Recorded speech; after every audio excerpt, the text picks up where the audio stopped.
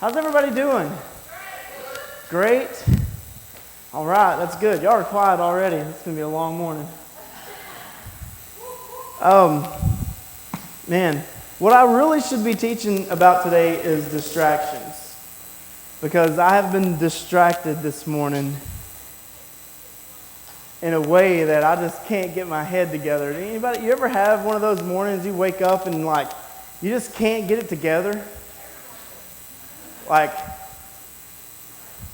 If I was parked in the garage this morning, I would have ran through the front instead of backing out the back. But I don't have a garage, so I don't have to worry about it. I didn't hit anybody. I got in the truck this morning, I put it in drive, knowing that I can't go forward to where I park. You ever have that? You ever do that? Just where is my mind? What is going on? That has nothing to do with anything we're talking about today, but I've had one of those days, so I feel like I should be teaching about distractions. But what I was actually planning on teaching all week was about burdens. And I had somewhat of a plan, but not really a full plan yet. And then we went to the fair yesterday, and it ended up being a long day. And then on the way home, it was late, and my kids were complaining because their feet were tired, and they were tired, and they were trying to sleep, and they were arguing over who could lay down on the seat, and because they were both in the back seat, and they were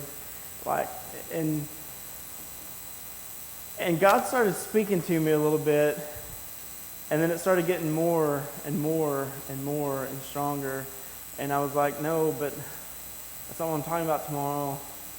God, stop. So apparently someone here debated, or someone watching, someone debated whether or not to come to church or watch this morning, and so they decided to, so God decided to change my message for someone. So I feel like this message is for someone, so that's, nonetheless, not my will, but His will, right? So I'm going to teach the message that God showed me at the last minute, and we'll see if we can get through this. It's kind of cool, though, because it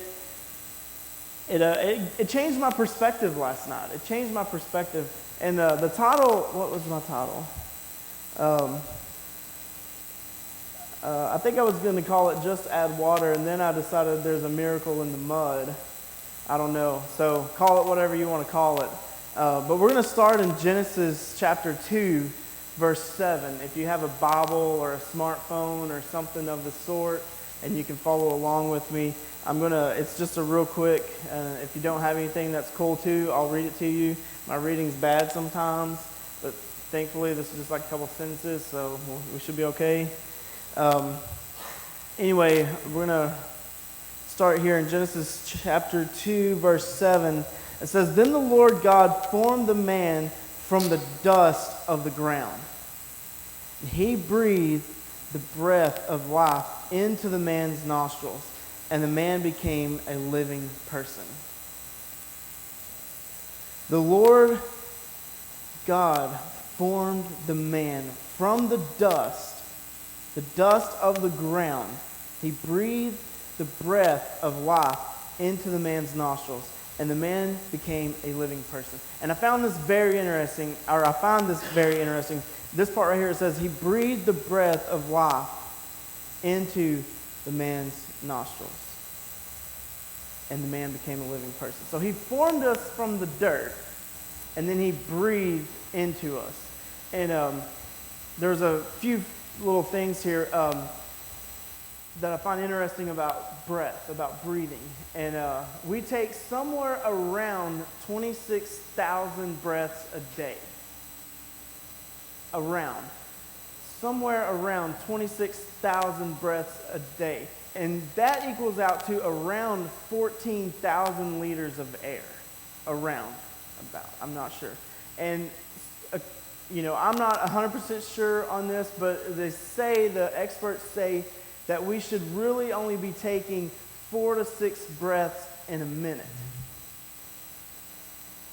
But most of us take 16 to 20 breaths a minute.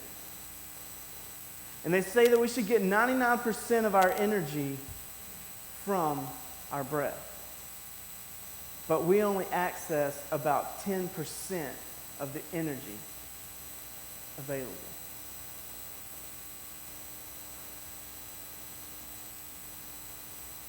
Let that sink in for a second. God breathed life into us. We're supposed to breathe from our stomach, our gut, deep down, but a lot of times we take short, shallow breaths from our chest.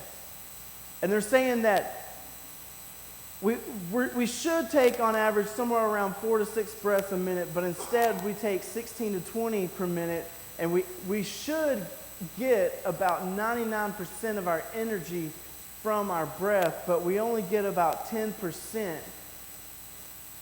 And we wonder why we're tired all the time. There's so much more to life than what we're accessing. There's so much more there to offer. There's so much more there that's available. But we keep ourselves distracted. And we hold on to offenses, and we hold on to past, and we hold on to things that don't matter. And then we bottle it up and we turn it into anxiety. Instead of taking 4 to 6 breaths a minute, we take 16 to 20. There's so much there just in that. When a baby is born, what's the first thing it has to do? Breathe. It has to take a breath. It has to breathe. Before it can cry, it has to take the breath. And then I'm going to flip over here. I didn't give this to Sam, so it's not going to be on the thing. When Moses is talking to God and God's telling him to go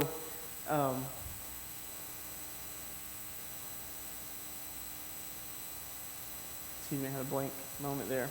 I almost thought of something else.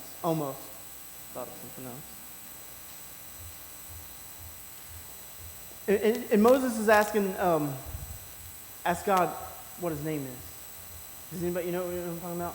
He's going to go into Egypt, and he's going to free the Israelites, and Moses is having this conversation with God, and it says, and God tells Moses, he says, it says this to Moses, it says, say this to the people of Israel, Yahweh.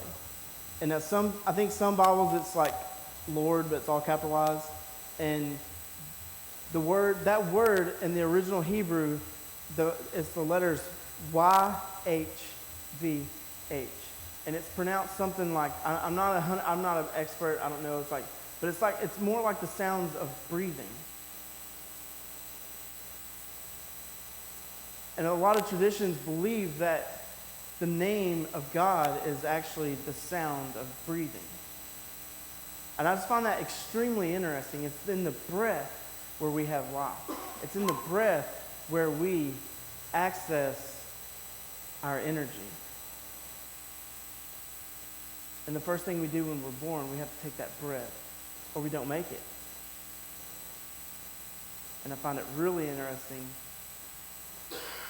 that when we take our last breath, are we actually saying the name of God? It's just an interesting thought. It doesn't really have a whole lot to do with my message, but I thought it was really interesting. It's really interesting that God formed us from the dust and then breathed life into us. And then that we have this, we're accessing God all day long, whether we want to realize it or acknowledge it or not. We walk around and we're breathing. Right?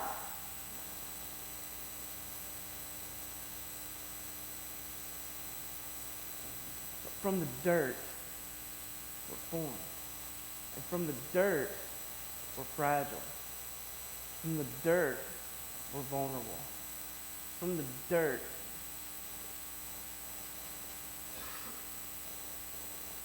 we come up with issues. From the dirt, things happen. Things happen. It's from the dirt that we're vulnerable. To what? From the enemy. found it really interesting how this is wrapped up. Anyway, I'm gonna move on. I'm gonna flip over real quick to Proverbs, Proverbs 14, verse 4, and you don't have to flip there real quick. It says, without oxen, a stable stays clean, but you need a strong ox for a large harvest. So this is where we're going to get into it real quick. I want you to write this down. If you have a way to write this down, write down Proverbs 14:4, and then underneath it write NM space NM. Okay? And we're going to talk about this for a second. It says, without oxen, a stable stays clean, but you need a strong ox for a large harvest.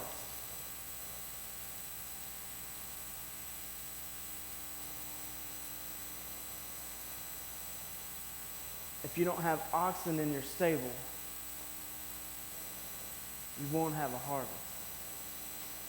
And if you have oxen in your stable, you'll have a harvest. But what else will you have? A mess. No mess, no ministry. No mess, no miracle. I found that cool. No mess, no movement. Do you ever wonder why your to-do list never gets done? You're still alive. Still alive. When your to-do list is done, you're done. You're done. You have a to-do list that never gets done because you're still alive, and that's good. Last night we were headed home, and the girls were complaining because their feet hurt and they were tired, and why do we have to drive so far to get home? Why do they got to take a shower when we get home? And I was like, you know what? We won't go to the fair again. If it's that much struggle, we won't go to the fair again. Then you won't have to worry about taking a shower. You won't have to worry about your feet hurting. You won't have to worry about all that.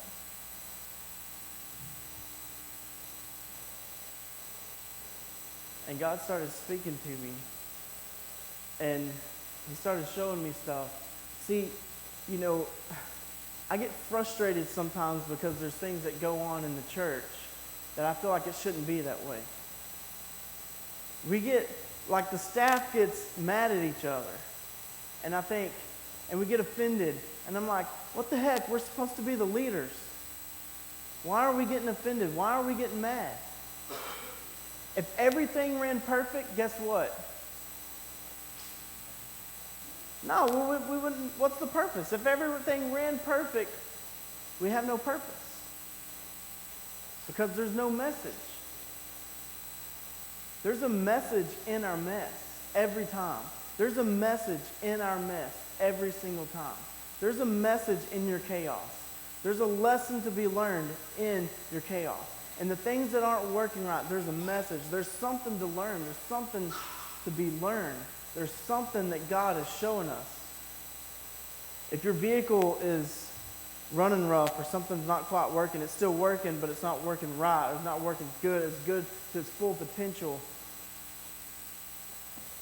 There's something there that can be fixed. There's always something there to be fixed.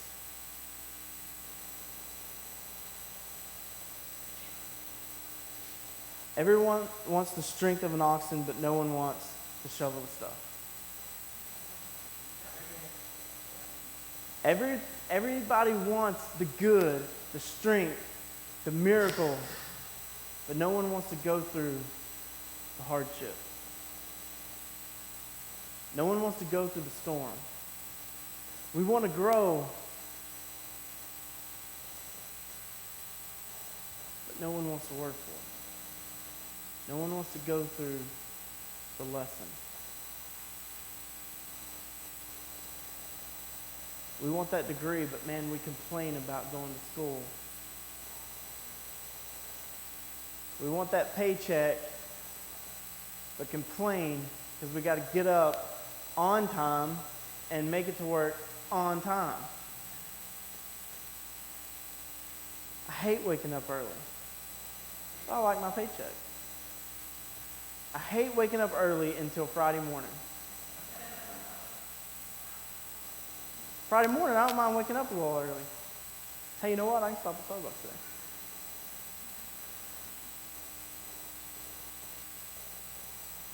There's a message in our mess. And I got to thinking about my kids last night.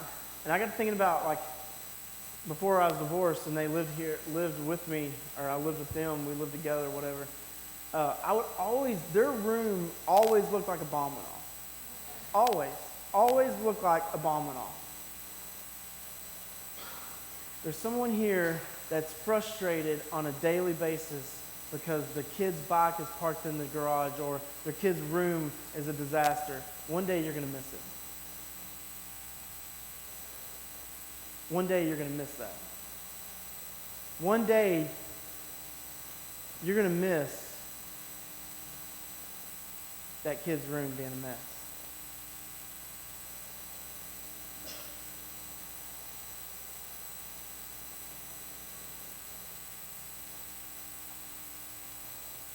I have a fairly clean house now. I have no kids. I'd much rather have it the other way around.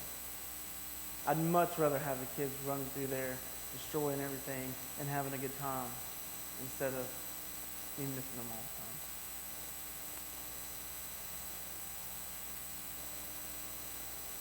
time.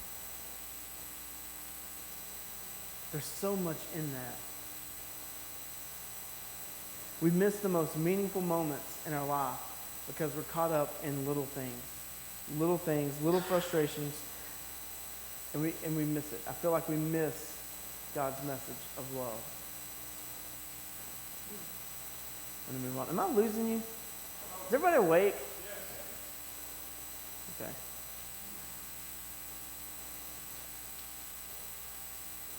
In our complication, there's a message. In your hardship, in your time of when everything is going wrong, there's a lesson. There's a message. You have something to offer. You have something to gain. And I say it all the time. Like trees grow, their roots grow deeper in the middle of a storm. And I feel like we're the same way. I feel like a tree is the model or example of our life. When that wind blows and it pushes against us, our roots grow deeper, or we throw our hands up and give up and fall over and it wins.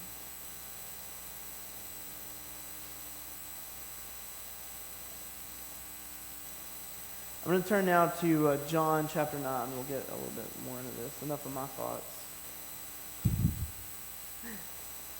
John chapter 9, if you're following along. We're going to read this story.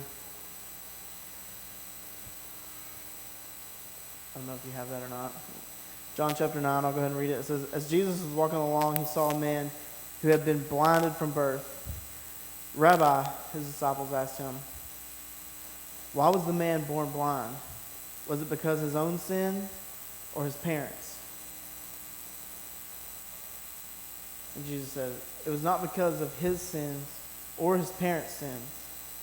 Jesus answered, this happened so the power of God could be seen in him.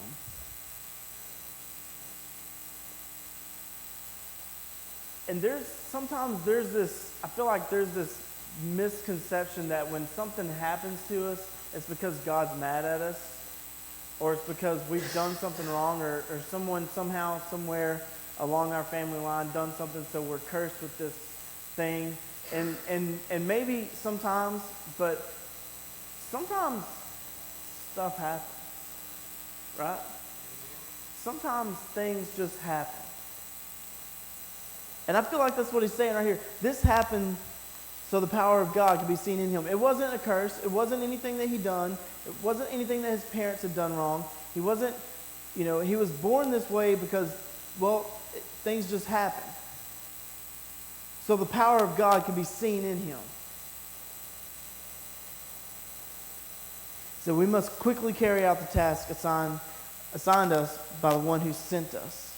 The night is coming, and then no one can work. But while I'm here in the world, I am the light of the world. And this is where it gets interesting. I want you to put yourself in this guy's shoes. You're blind, okay? You've been sitting there, been blind for years, and you're sitting there, and Jesus finally walks up. Okay? Jesus walks up. Where am I at? Then he spit on the ground. So you're blind, okay? You're thinking, okay, like by this time you know Jesus. I mean, he's healed some people. He's done some pretty cool things. And you're like thinking, okay, here we go. It's going to get good. It's going to get real. And then you hear Jesus hawk one up and spit on the ground. Like, have you ever, like, is your day ever like, it's going all right, and then something happens, and you're like, it's okay, shake it off and keep going, and then all of a sudden something else happens, and then, like, all of a sudden it seems like it just keeps getting worse and worse and worse and worse. Like, okay, this dude's been blind, and now Jesus is spitting on the ground, and he's thinking, what the heck? He takes it, let me see, right here. It spit on the ground. He made mud with the saliva. Now all of a sudden this guy's feeling something cold and wet on his face. And he spread the mud all over the blind man's eyes. Way to kick him while he's down. You know? He's got rubbed mud all in his face. All over his eyes. Spit mud. He just spit in the ground, made mud, and wiped it on his face. I know if I was a blind guy, I'd be like, hey, look, you know what? I'm cool. I'm good. That's what we do. That's what we do. Jesus will take us through a situation, and because it doesn't look like what we think it should look like, we say, you know what, God, never mind. I got this on my own. And then we remain blind. Then we remain crippled. Then we remain in debt. Our marriage stays a disaster.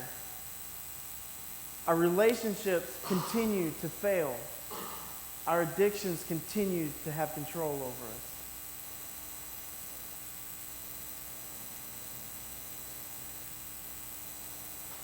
Because what we want is Jesus to just walk up and like, jam and whatever, you know, and it be healed. It's not a magic trick. We want everything to just miraculously be changed. But we don't want to go through the lesson.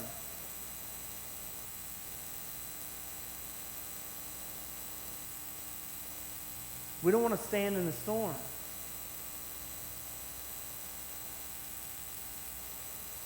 We want to blame everyone. We want to blame everyone else. We want to blame God. And then we want to take our own hands and control it. And make a bigger mess. A lot of times, it gets a lot bigger mess, and then we're like, okay, never mind. Come on back, God. Help me out. Thought I had this. But that's what we do.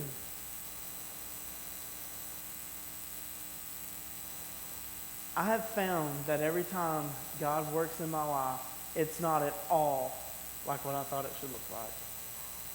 It's not at all what I thought it was going to be. We always think it should be something else. And a lot of times, we've got to stand in that storm and stop looking around us and start looking at inside of us. What's really going on? What's the message in the middle of this mess?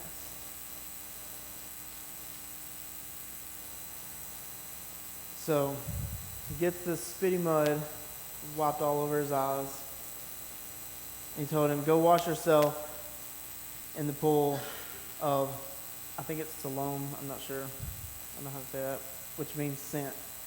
So the man went and washed and came back seeing. So Jesus spits in the ground, makes the mud, and wipes it on his eyes, tells him to go wash in the water, and all of a sudden he sees.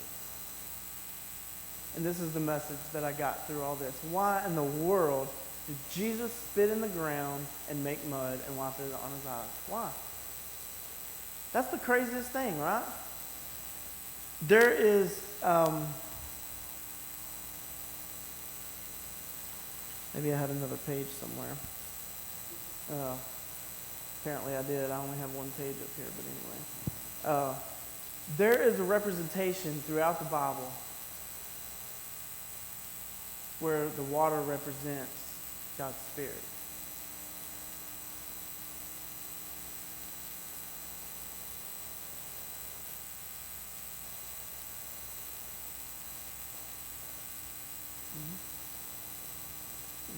Why didn't Jesus just tell him to go wash in the water?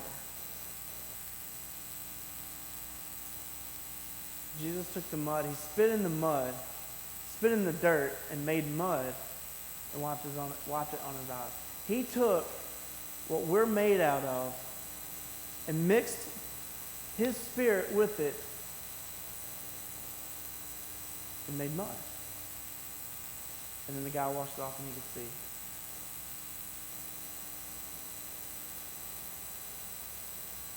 We want our situation to change. We say we want God involved, but we don't really want God involved, because when God gets involved, we don't like it. Because sometimes the storm gets rough before it gets over. Sometimes there's a message to be learned in the mess.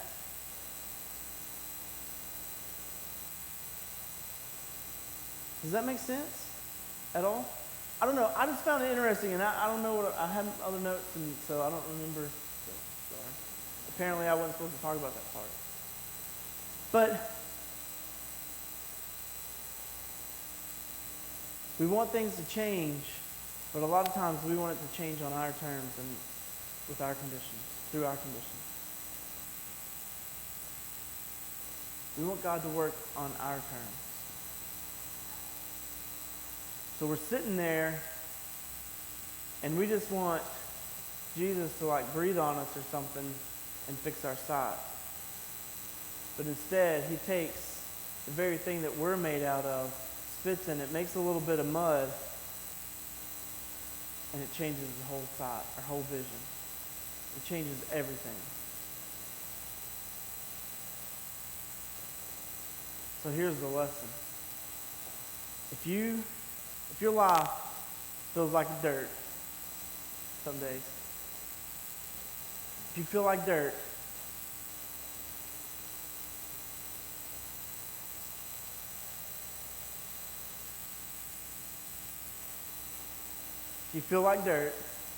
let's get a little water involved. And let's make mud. Because we want God's Spirit in our life. Okay?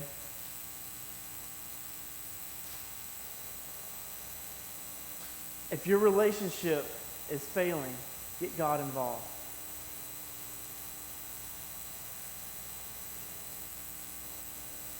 If your relationship with your kids are failing, get God involved.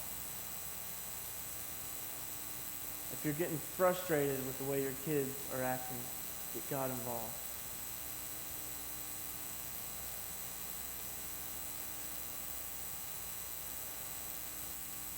There's a message in the mess. There's chaos going on. There's always going to be a mess. There's always going to be confusion. There's always going to be frustration. There's always going to be a storm.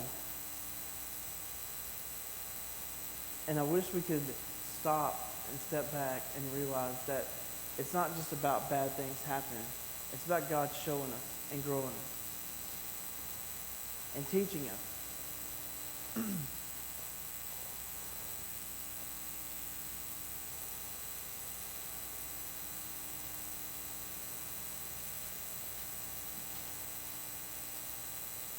There's a lesson in our mess. There's a message in our mess. That's all I've got to say. So sorry. That's it. I don't know what happened to my other page. So I had some hard-hitting things on there, and I don't know if I did or not. No.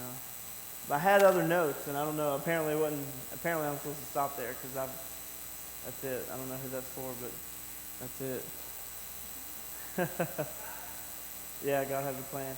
There's a message in your mess. That's where it is. That's where it's going. So stop there. So take your situation, step back, and consider what's actually going on, and where's your heart, and what's God actually trying to speak to you. What's God actually trying to speak to us? Had a rough week? You know what? Maybe there's something there. Maybe there's something there to learn. Maybe there's something there to analyze. Maybe there's something there that needs to be let go of.